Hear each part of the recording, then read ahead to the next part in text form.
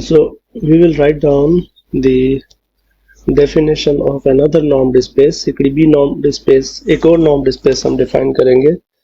And this is an example of a normed space. So first I will define what do we mean by a bounded function.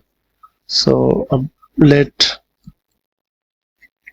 omega be a non-empty set.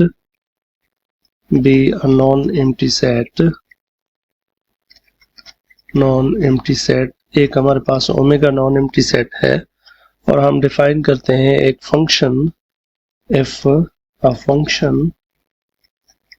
एक function हम define कर रहे हैं F जो कि defined है from omega से लेकर फील्ड तक.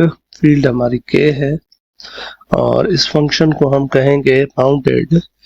A function f is called a bounded function. A bounded function. ये bounded function थी दो.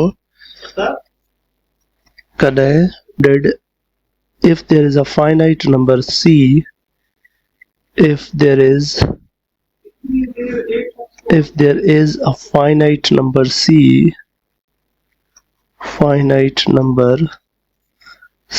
And this c can depend on f which is greater than equal to 0. एक number था find कर सकूँ था c such that जॾहिं तव्हां norm वठंदो या absolute value वठंदो f of t जो norm ना for every t it should be less than equal to c for all t in the omega, right? Now this is an example. This is kind of definition of the bounded functions. अब मुझे आपको एक example बता सकते हैं bounded function का example. Let's specify more specify. हाँ बताएं. f of x equal to अगर हम sin x ले और हम इसका इंटरवल क्या ले, मिसाल के तौर पर इसका माइनस पाई से लेकर या 0 to 2 पाई रखें भले आप, हम कोई भी स्पेस ले सकते हैं. इसको ओमेगा करें, even omega is equal to R भी रखें तब भी कोई मसला नहीं है इस केस में ना. तो अब ये जो फंक्शन है इसका जब आप नॉर्म एब्सोल्यूट वैल्यू निकालेंगे तो ये हमेशा आपका 1 से कम रहेगा. तो ये c जो चाहिए होता है वो इस केस में वो 1 है हमारे पास. यानी अगर किसी फंक्शन की सारी वैल्यूज किसी एक नंबर से छोटी हैं तो वो फंक्शन आपका क्या हो जाएगा, बाउंडेड हो जाएगा. अब सवाल ये है कि अगर मैं g of x एक फंक्शन लेता हूं जो कि है बराबर x के और इसकी जो डोमेन है वो मैं ले लेता हूं 5 से लेकर 6 तक. Can I call this a bounded function? क्या ये bounded function होगा? हाँ ठीक है, x equal to x. अब सवाल ये है कि क्या ये फंक्शन बाउंडेड है. तो अगर आप g of x equal to x का प्लॉट बनाए तो 5 पर ये वैल्यू 5 देगा और 6 पर ये वैल्यू आपको 6 देगा. तो इसकी अपर वैल्यू 6 होगी और लोअर वैल्यू 5 होगी. 5 और 6 के दरमियान रहेगा. यानी ये जो भी फंक्शन है ना इसका जब आप एब्सोल्यूट वैल्यू भी लेंगे ना वो 6 से कम होगा या बराबर होगा. तो इन सम सेंस ये भी किसी एक वैल्यू से इसकी सारी वैल्यूज जो फंक्शन की हैं वो कम आ रही है बराबर आ रही है. तो ये भी बाउंडेड फंक्शन है, ये भी बाउंडेड फंक्शन है. On the other hand if I take this function h of x which is x and now I'm taking my domain to be omega to be r. Now can I say that this function is a bounded? The answer would be no. Why? Because क्योंकि ये पूरी r है तो ये आपका जो function है ये बाउंडेड नहीं होगा. मुझे चार्जिंग लगाने दे लगता. मिसाल के तौर पर अगर आप सपोज करें कि ये बाउंडेड है तो इसका ये नॉर्म जो है less than equal to some c होना चाहिए. लेकिन जब आप इसका ग्राफ देखते हैं तो ये चल रहा है, ठीक है. तो जब भी आप c फिक्स करेंगे फिर कोई एक और वैल्यू आ जाएगी जो इससे आगे बड़ी हो जाएगी. So you can analyse it. It's a very simple fact, ठीक. क्योंकि डोमेन पूरी आ रहा है ना. मिसाल के तौर पर c इक्वल टू किसी ने एक एग्जांपल देता हूँ 100 लिया है. लेकिन जैसे ही इसमें वैल्यू 101 पुट करूंगा तो ये फिर इसकी वैल्यू जो है वो 101 हो जाएगी. So in other words you can not bound this function. So the crux of this discussion is कि हमारे पास फंक्शंस बाउंडेड भी मौजूद हैं, हमारे पास ऐसे भी फंक्शन मौजूद हैं जो कि बाउंडेड नहीं है, but we are interested in the only bounded functions. हमारा काम सिर्फ बाउंडेड फंक्शंस के साथ है, क्योंकि we want to make a set जिस सेट के अंदर हम सारे बाउंडेड फंक्शन रखना चाह रहे हैं. So I am defining that set and I will define this set. अच्छा, बाय द वे एक और सवाल है, चले वो बाद में पूछ लेता हूँ. अच्छा, बाउंडेड फंक्शंस को मैं इसके अंदर रख लेता हूँ, इस तरह डिफाइन कर लेता हूँ. इसका मतलब है कि वो सारे इस सेट के अंदर वो सारे फंक्शन रखूंगा जो कि बाउंडेड है और उनकी डोमेन ये ओमेगा है. So I will keep all those bounded functions which are defined from this omega 2 field K and F is bounded.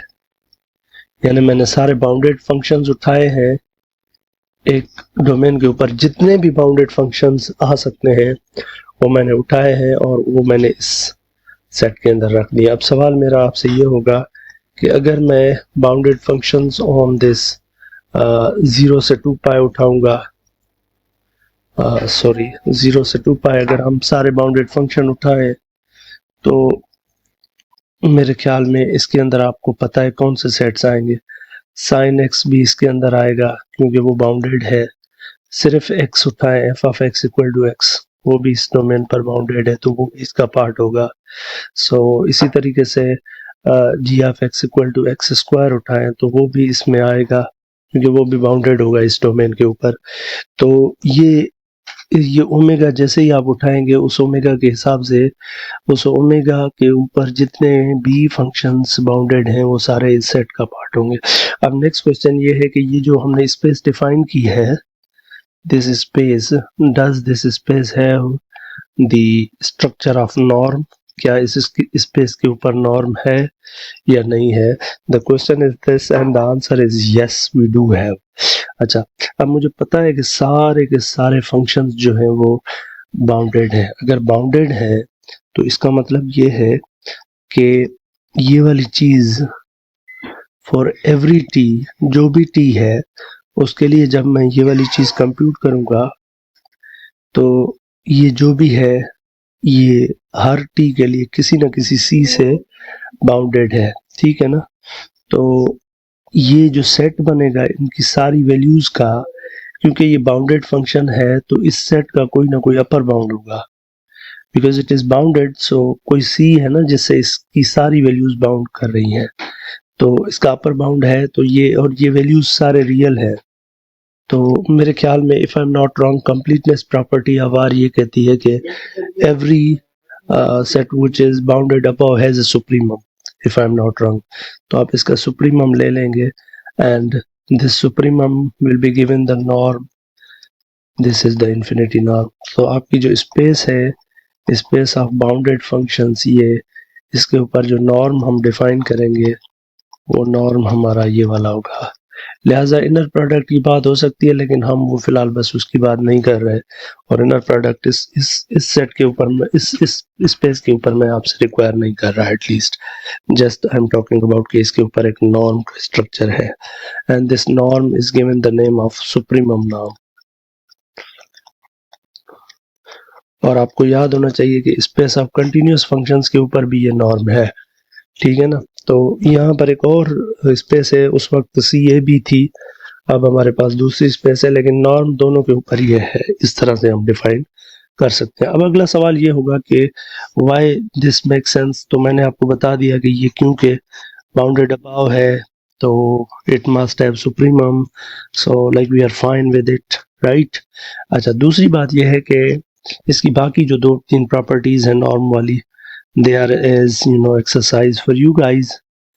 You have to see them कि why this function is a norm. तो पहली property क्या है आपकी? पहली property ये non negative है क्योंकि ये अंदर सारे एब्सोल्यूट वैल्यू पड़े हैं तो ये नॉन नेगेटिव होगा. इसको जीरो करेंगे तो सुप्रीमम अगर जीरो हो जाता है तो इसका मतलब ये सारे के सारे फॉर एवरी टी जीरो हो जाएंगे. वहां से एफ ऑफ टी जीरो हो जाएगा एंड रिवर्स भी हो जाएगा। उसके बाद लेमडा के अंदर वो वर्किंग करनी है आपको, जिस तरह आपने CAB के लिए की है वर्किंग इस नॉर्म की, उसी तर्ज पर आप इसके लिए भी वर्किंग करें and then submit it to me, right. Just थोड़ा सा फर्क है, CAB के अंदर कंटिन्यूस है फंक्शन सारे, यहाँ पर बाउंडेड है सारे। वैसे आप लोग एक काम कर सकते हैं, अगर बाउंडेड फंक्शन तो हम सारे बाउंडेड ले रहे हैं ना, लेकिन बाउंडेड अगर A से B के ऊपर लिए जाए और कंटिन्यूस फंक्शन भी A से लेकर B तक लिए जाए, तो can you draw any relation कि कौन सी स्पेस जो है वो दूसरी स्पेस की सबसेट बन जाती है? कैन यू जस्ट स्टेप, अगर असां वटि हिकिड़ो F आहे जेको हिन स्पेस में आहे, हिन जो मतलब त F जेको आहे उहो कंटिन्यूअस आहे। F छा आहे? कंटिन्यूअस आहे, ठीकु आहे न।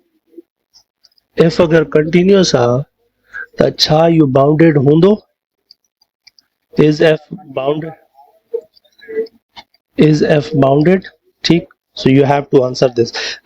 This will be yes, ठीक है ना। छोटी सी बात देखें ना, एक मेरे ख्याल में अब सबसे कम जो चीज आपके जहन में आनी चाहिए वो ये है, क्योंकि ये फंक्शन कंटिन्यूस है क्लोज इंटरवल के ऊपर, ठीक है ना। अच्छा, फील्ड ऊपर आपकी k है, तो उस k को मुझे एटलीस्ट आपके लिए r बनाना चाहिए कि वो k जो है उसको r समझ लें आप इस केस में।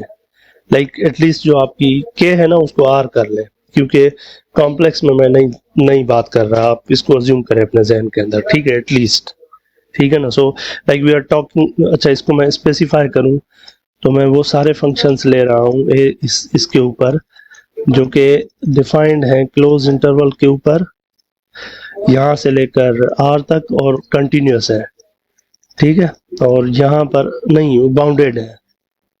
इसी तरीके से CAB का मतलब है वो सारे फंक्शन जो कि जिनकी डोमेन ये है R में जा रहे हैं और वो कंटिन्यूस है, तो मैं उसकी बात नहीं कर रहा। अब अगर फंक्शन कंटिन्यूस है, उसका इंटरवल डोमेन जो है वो बाउंडेड है, तो K पर भी मसला नहीं होगा, लेकिन एटलीस्ट R पर मुझे पता है कि इसका एक्सट्रीम वैल्यू एग्जिस्ट करता है, इसका मैक्सिमम भी है, मिनिमम भी है, तो इसकी सारी वैल्यूज मैक्सिमम और मिनिमम के बीच में आ रही हैं, तो वो लाजमी बाउंडेड हो जाएगा।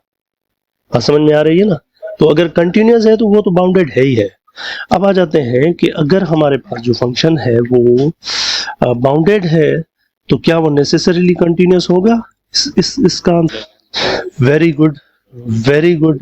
अगर आप 1 ले लें बिटवीन लेट्स से A से लेकर X से लेकर सॉरी कहाँ तक ले जाएं इसको, फॉर ए से इसकी 2 से ज्यादा वैल्यूज नहीं, बाउंडेड है लेकिन ये कंटिन्यूस नहीं है। तो बाउंडेड है लेकिन कंटिन्यूस नहीं है, बाउंडेड बट नॉट कंटिन्यूस। तो इसका मतलब ये है कि आपकी ये जो स्पेस है bounded functions, continuous space functions की जो स्पेस है, ये सेट करती है इनसाइड द बाउंडेड फंक्शंस। पर वहां पर ये अजम्पशन है कि फिलहाल मैं सिर्फ R के ऊपर बात कर रहा हूं कि ये कंटिन्यूस फंक्शंस हैं, लेकिन जिनकी डोमेन A से B है और जो आपकी रेंज है वो R है, दोनों के केस में। तो ये बात आपके जहन में होनी चाहिए, जस्ट अंडरस्टैंडिंग के लिए।